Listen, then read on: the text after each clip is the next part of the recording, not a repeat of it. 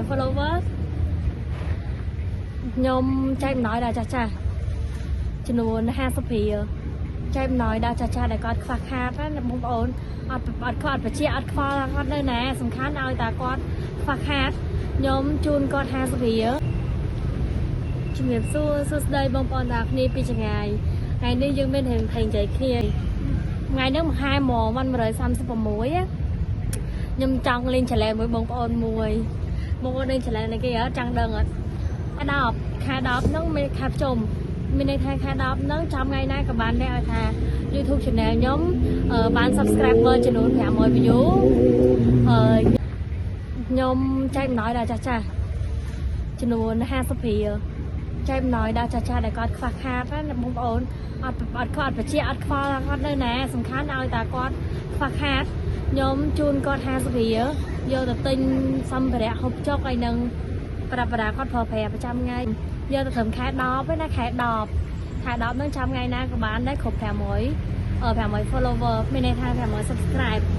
លើសពីបើសិនជាចូលដល់ខែ11ខែ12ហើយបានអត់ទេអញ្ចឹងបងប្អូនចង់ចូលរួមធ្វើបុណ្យបងប្អូនគ្រាន់តែមើលវីដេអូនេះហើយបងប្អូនដែលអត់ជួយ subscribe បងប្អូនជួយចុច subscribe មួយទៅបងប្អូននៅផ្ទះក៏អាចចូលរួមធ្វើបុណ្យជាមួយខ្ញុំបានទាំងអស់គ្នាដែរនៅពេលដែល channel YouTube របស់នាងខ្ញុំឈ្មោះថាត្រីកំស្រុងហ្នឹងរលុយបានមានន័យថាវាគ្រប់ 1000 subscriber 4000ម៉ោងខ្ញុំនឹងបន្តការចែកអំណោយរបស់នាងខ្ញុំទៅដល់ចាស់ចាស់បន្ថែមទៀតមិនត្រឹមតែម្នាក់ឯងបងប្អូនគឺ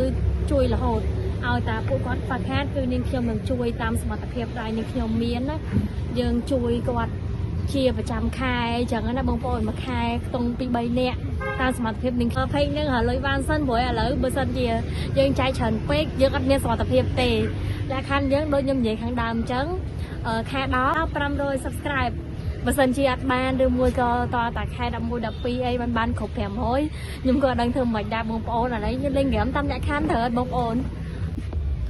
សម្បជៈបងប្អូនខ្ញុំមិនមែនជាអ្នកមានលុយមិនមែនជាអ្នកមានដែលស្វាយហោហៀចាយលេងអស់អីទេគ្រាន់តែថាយើងចូលចិត្តធ្វើបនយើងចូលចិត្តដាក់ទៀនយើងមានសមត្ថភាពប៉ុណ្ណាយើងធ្វើប៉ុណ្ណឹងការធ្វើបនហ្នឹងមិនមែនរើសអ្នកមានអ្នកក្រទេគឺឲ្យតែយើងមានចិត្តសទ្ធា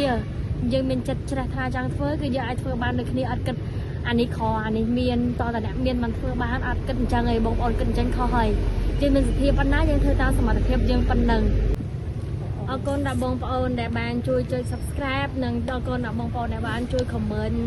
ក៏ដូចជាមើលវីដេអូរបស់នាងខ្ញុំរយៈខែកន្លងមកហ្នឹងឯងបងប្អូនទាំងសូមពងពាក់ដល់បងប្អូនបន្តការគាំទ្របន្តទៀតហើយក៏ចង់ឲ្យបងប្អូនជួយចែករំលែកវីដេអូរបស់នាងខ្ញុំទៅដល់បងប្អូនដែលគាត់អត់ទាន់បានស្គាល់ឬមួយក៏គាត់អត់ទាន់បានដឹងអញ្ចឹងសូមអរគុណបងប្អូនទុកជាមុនអរគុណបាយបាយ